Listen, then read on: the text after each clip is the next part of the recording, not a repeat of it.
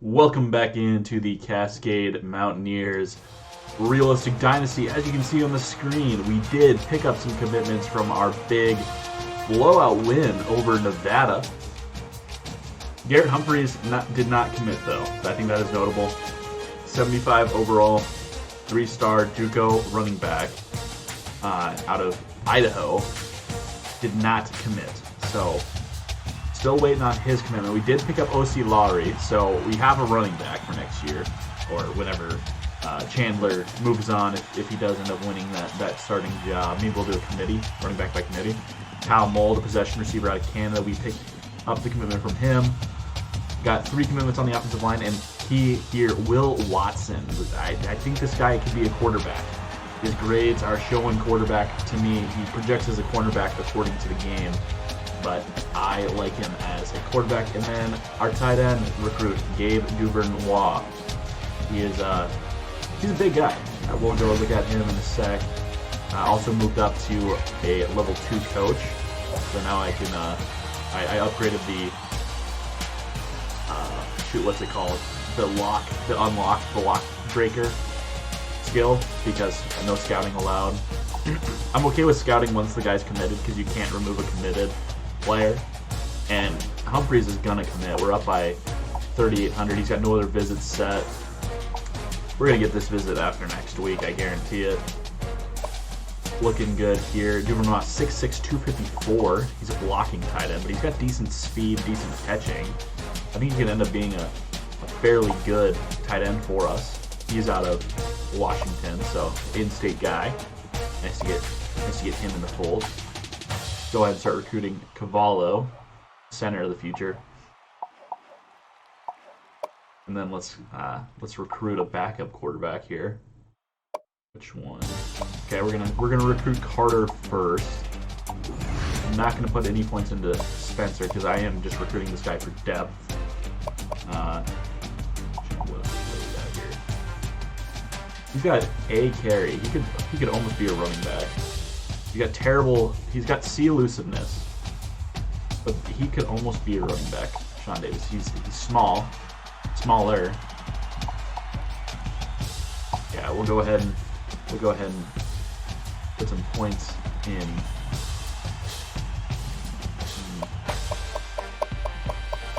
Yeah, we only have one wide receiver, one running back.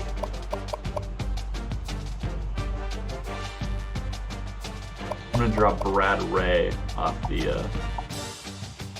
Yeah, he's awful. I'm gonna drop him off the board. All right, so put some points into Sean Davis, give him a scholarship. Start recruiting Rusty Phillips, so we have a kicker coming in. As we saw in the last game, defensive end is not necessarily a need for this team, but we'll go ahead and put points. He's one of the better players on our board, so we'll start recruiting Tucker Wilburn. Looks like we haven't had to do much to. Yeah, we've been gaining on University of Louisiana Monroe without putting any points into them, so we should be able to seal up that recruitment really quickly. I don't know, I'm kind of excited about Sean Davis now. That A carry is really, really exciting. Maybe a guy that I can get on some end arounds, some sweeps. Let's see, what's McGill good at? He's slow, decent carry. Is he tall? He is tall. He could be a tight end almost. Not very heavy though, 211. He's tall though.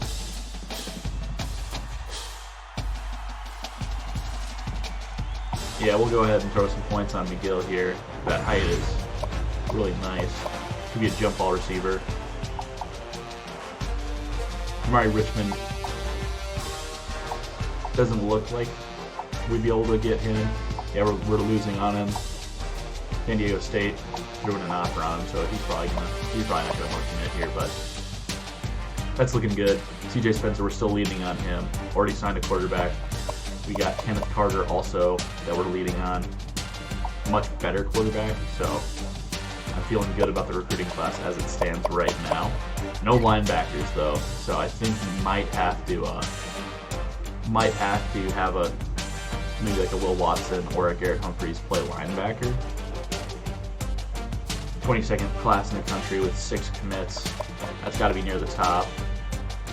Yeah, top 10 in number of commits. So class quantities is solid.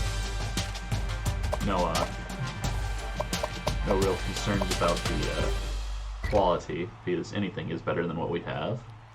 Jackson Platt picks up the Player of the Week honors for all of college football for his 7-sack performance. Let's see if that was a bye week. Let's see if we could maybe, no, definitely, yeah. I don't even know why I looked. That was a terrible offensive game for us. Parker Cron, Jackson Platt, only Player of the Week honors. Platt getting the national honors, checking on the Heisman watch. Hassan Haskins still leading. Only 44 yards at Nebraska, though. That's gotta knock him down.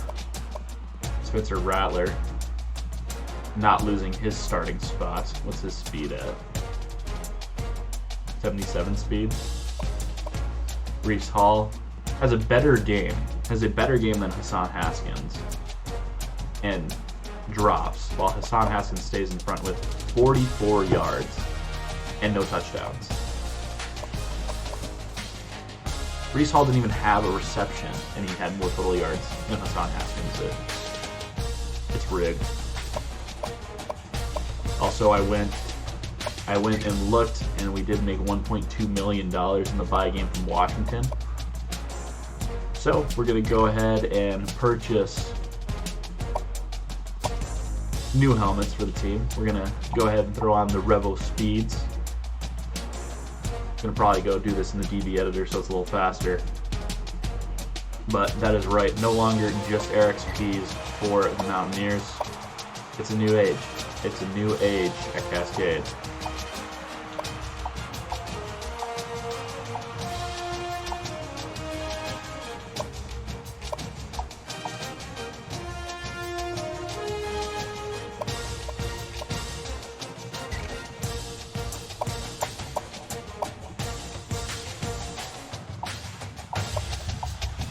Completely revamping the look here.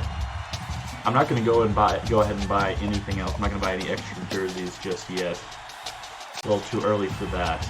But we got the new helmets. Let's check the top 25. Haven't looked at that in a while. And then we'll close out this bye week episode here. Alabama still leading Oklahoma in second. Iowa State with Breece Hall third, 5-0.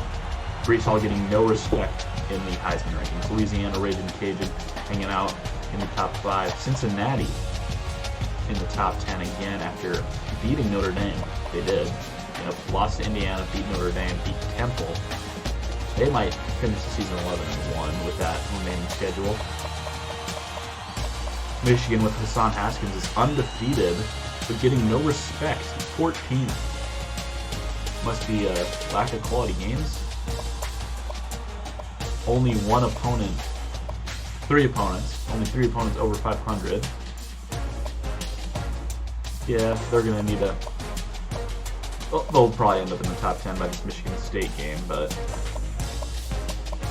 Wisconsin hanging out in the top 25.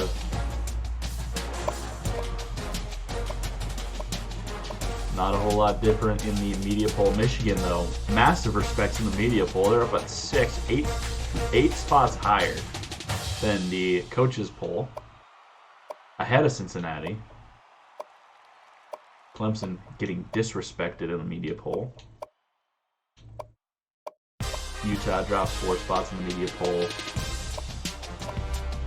That's a pretty crazy disparity. I don't normally check how similar the polls are until the end of the season. I wonder if UAB is even receiving votes in the coaches poll. They are, so they must have... They do have that big win. They had an upset win, I remember. Yeah, they beat Georgia. Lose to an undefeated North Texas team that is somehow not in the top 25, despite beating UAB.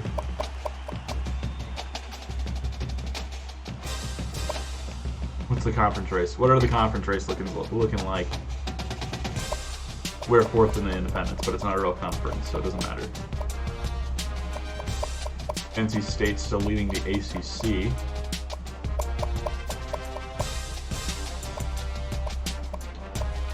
Pittsburgh with a nice rebound. I think they started 1-2.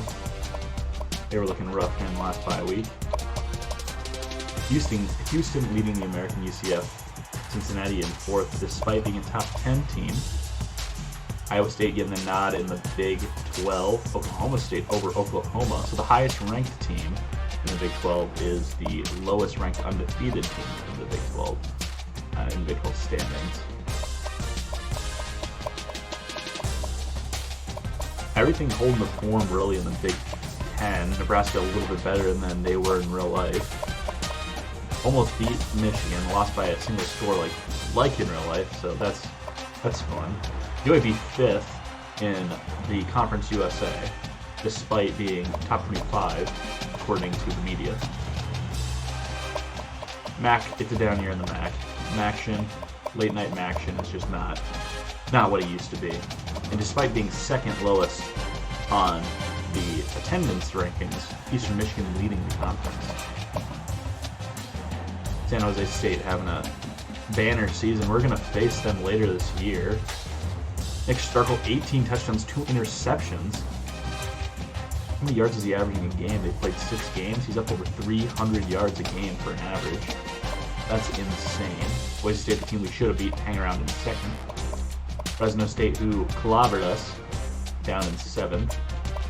Wyoming in 4th. We were their one loss. I think we handled them pretty well. Didn't really have any issue with them. Nevada 2-3, 1-1 in conference. We clobbered them despite their 90 overall offense. It was their defense that gave us trouble, their defensive line. USC is definitely going to fire Clay Helton. He's got 2 conference wins, but there's no way they retain him with that record. Alabama leading the SEC. Georgia still hanging around in 2nd. Maybe they'll sneak into the college football playoff with an SEC championship win. 2 undefeated teams remain in the Sun Belt. ULM, who we're going to steal that one recruit from very quickly, winless on the season. That poor guy's getting recruited by the 2 worst teams in college football, it seems. And then we'll wrap it up with championship contenders. We've moved up to 84th. ULM is the worst team in college football. Cascade, 84th, higher than Wake Forest, who was, 10-2 this season? Higher than UTSA, who was undefeated until their bowl game. Syracuse, Power 5. Colorado, Power 5. Baylor, Power 5. Kansas, yes. Expect Kansas State, though. That's not. BYU, Maryland, Purdue, Duke. Hey, Cascade, we're not terrible, so we'll take it. Starkel is the leading quarterback in the country. Parker Cron, I think he moved up. 20 spots since the last time we checked. Edmund Chandler dropping from 77 to 116. No one registering in the receiving yards. I think Rollins is probably leading us in receiving yards now. Belia is the only one remaining in the top 5 for tackles.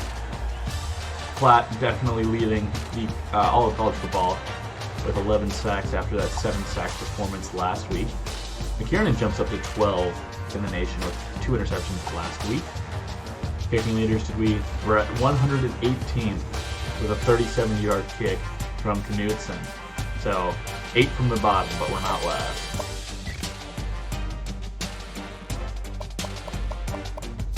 Eight touchdowns, 5 interceptions. He's cleaned it up.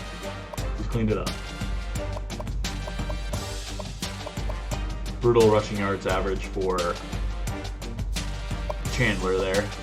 Look at the blocking sacks. No pancakes. And only sacks given up. So we're doing good things on the offensive line. Guys and McKiernan tied with 3 interceptions. 9 total for the team. And how many forced fumbles? 3. How many fumble recoveries? Only 1. And only 1 touchdown from guys. That'll do it from the bye week episode. I'm going to go ahead and go in into the DB editor, change all those helmets for the Mountaineers, get us looking nice and fresh for a matchup with, I believe, North Dakota State. No, SEC heading down to Southern California for a matchup. It's going to be another bye game, but they're not ranked, so we're going to get a little less than we did for the game against Washington. So be sure to tune into that game. I'll be posting it as soon as possible. So be sure to check the channel frequently for that upload. Thanks for watching.